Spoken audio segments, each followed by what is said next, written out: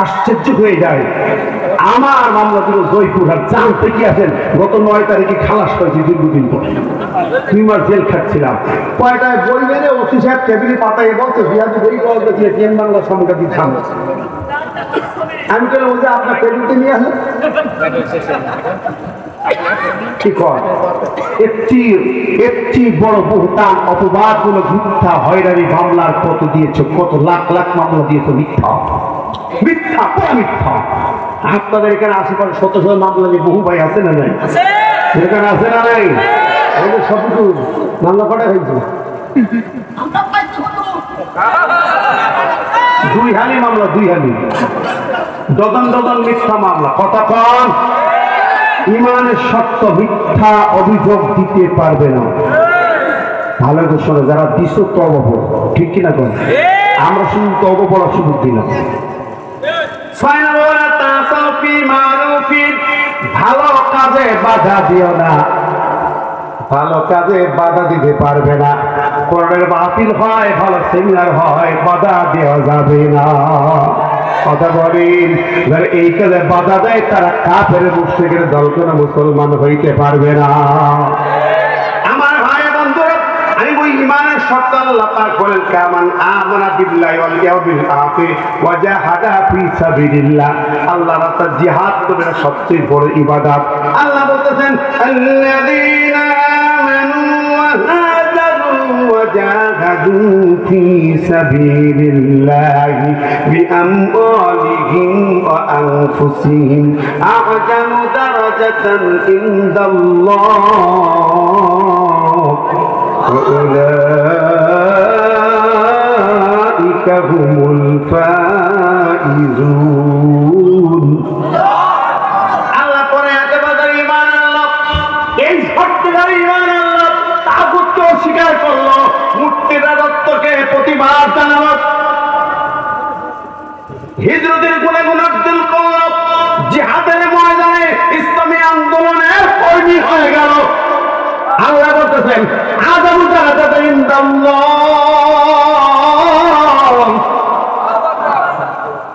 তাদের দাম আল্লাহর কাছে সবচেয়ে বেশি। সুবহানাল্লাহ।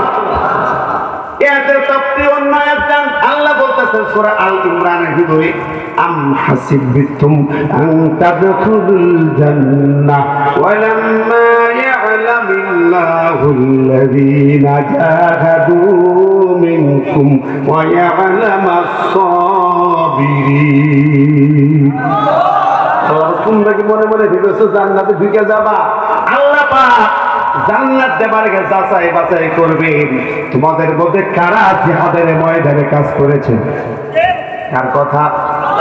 জিহাদের ময়দানে কাজ করছেন কিনা না দেখে জান্নাত হবে না। যার আমলে জিহাদ নাই তার জান্নাত নাই। যার জীবনে জিহাদের কাজ নাই, জিহাদি আন্দোলন যে সাপোর্ট করে, কমপক্ষে সাপোর্ট করে নাই, কমপক্ষে সেই জিহাদের আন্দোলনের দলগুলোকে সাপোর্ট করে নাই, তারা জান্নাতে কখনো যাইতে পারবে না। কার কথা? আমার বানানো কথা নয়, কার কথা? শুধু তাই না, আল্লাহ বলে শোন, এই জামিনে একটা আমল আছে জাহান্নামের আগুন হারাম হয়ে যায় আর জান্নাত ওয়াজিব হয়ে যায় একটা আমল করলে। কয়টা আমল? জোরে গান কয়টা? আর জোরে গান কয়টা? একটা আমলে জাহান্নাম হারাম হবে, জান্নাত ওয়াজিব হবে। রাজি আছেন না নাই? দেখে কারা কারা রাজি আছেন? ইয়া আইয়ুহাল্লাযীনা আমানু হাল আদুল্লুকুম আলা তিজারাতিন هل أدلكم على تجارة تنجيكم من عذاب أليم؟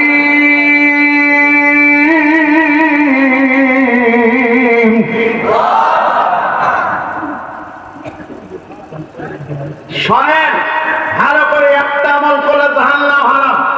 আল্লাহ এই বান্দারা একটা আমল কথা বলবো কিনা যে আমলটা করলে জাহান্নামে যাইবি না, তাহলে আগুন থেকে স্পর্শ করবে না, জাহান্নামের আগুন হারাম হয়ে যায়। শুনবেন না কথাটা? তুমিনুনা বিল্লাহি ওয়া রাসূলিহি ওয়া তুজাহিদুনা ফি সাবিলিল্লাহি বিআমওয়ালিকুম ওয়া আনফুসিকুম। ঈমান আনো আল্লাহ রাসূলের প্রতি আর জিহাদের ময়দানে আমল করো জান আর মাল দিয়া। কার কথা? জোরে গন্ডা কার? সূরা সফের আয়াত। যে আমলটা করলে জাহান্নাম হারাম, জান্নাত ওয়াজিব, সে আমলটার নাম কি? জিহাদ। জোরে কর, ঠিক যাবে ঠিক। আর জোরে কর। প্রিয় ভাই বন্ধুরা, সুতরাং যেই জিহাদের মাঠে রক্ত দিয়ে আমার কলিজার টুকরা ছেলেরা বুকের তাজা কলিজা দিয়ে আমার দেশকে পুনর্স্বাধীনতা দিয়েছেন, পুনর্জন্ম দিয়েছে, সেই রাষ্ট্রে আবারও কালো সেই কালো থাবা নিয়ে কিছু লোকজন চেষ্টা পায়, তারা চালাচ্ছে। সুযোগ কি দেওয়া যাবে? যাবে না, পশ্চিম কেন নয়। আমরা পরিষ্কার করে বলতে চাই, এই জমিন শাহজাহানের জমিন, শাহবাগের জমিন, খানজাহানের জমিন, শাহপানের জমিন, আল্লামা সাঈদীর রক্তাক্ত জমিন। এই জমিনে কোরআনের শাসন জারি হবে। এর জন্য আগামী দিনে তৈরি থাকতে হবে। বুকের তাজা রক্ত দিয়া কোরআনকে রাজপ্রাসাদে নিয়ে যেতে হবে। যারা দিয়েছেন কারা কারা, তুই হাত তুলে দেখা।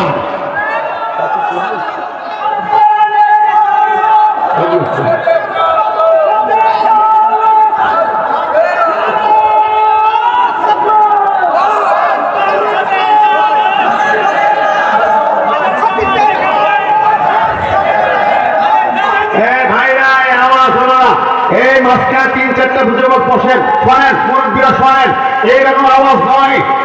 এই বাংলার জমিন যখন প্রথম ইসলাম আসে, ইখতিয়ারউদ্দিন মোহাম্মদ বখতিয়ার খিলজি 17 জন মুসলমান তাকবীর দিয়েছিলেন। লক্ষণ সেন রাজপ্রাসাদ ছেড়ে পালিয়েছিলেন, ঠিক না ঠিক? গত 2 বছর আগে ভারতের কর্ণাটকে একটি মেয়ে মুস্কান, একটি মেয়ে তাকবীর দিল। ওই দাদা বাবুরা কলেজ ক্যাম্পাস ছেড়ে পালিয়েছিল। পৃথিবীর কোটি কোটি মুসলমান করে যায়, তিনি একটি আলাদা সৌরভ এনে দিত, ঠিক না ঠিক? এক তাকবীর দেবেন, জমিন আলোকিত হবে। বাতিল আবারও যারা আছে লুকিয়ে লুকিয়ে পালাতে বাধ্য হবে। জবান খুলে বলেন, জবান খুলে।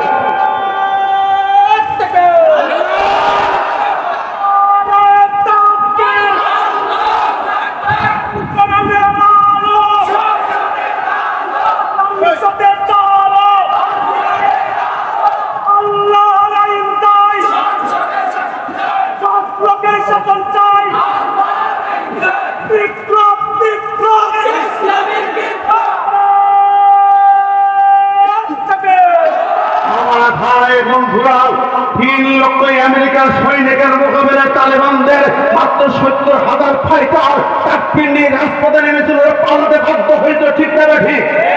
আগামী দিন এই জমিনে প্রথম কায়দাবাদের শুরু এখন থেকে শুরু করতে হবে। আগামী দিন এই বাংলার বাড়িতে, পার্লামেন্টে, বন্দে ভবনে, সংসদে কোরআন পড়াতে হবে। রাজি আছেন কারা কারা? আর যত হাত তুলে দেখা যায়। আল্লাহ কবুল করুন। দেখেন দেখেন, আল্লাহ কেবলে উঠে যান। যারা বুকের তাজা রক্ত দিয়ে 2 হাত উঁচু করবে, আল্লাহ পায়। আল্লাহ হাত তাদের হাতের উপরে আল্লাহ লাগাই দিল। আল্লাহু আকবার, আল্লাহু আকবার, আল্লাহু আকবার। এখন এই 2 হাত পকেটে ঢোকাবেন।